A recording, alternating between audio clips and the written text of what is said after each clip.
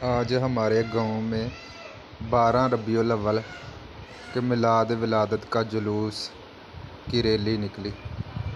गांव छोटी डींगरा वाली, और सब लोग चावल लेकर घरों को वापस जा रहे थे।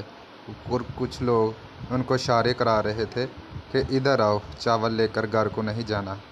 ये देखो, और मैं और मेरा एहसन, हम भी दोनों जलसे जुलूस में शामिल हुए और लोगों ने खूब मिठाई बांटी, मिठाइयाँ, और लोगों ने लेकर खाए और बच्चों ने काफ़ी ज़्यादा शापर जो हाथ में पकड़े हुए थे।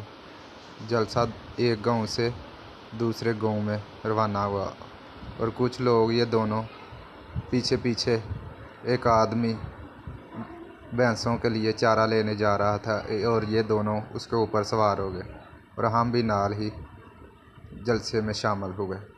अस्सलाम वालेकुम।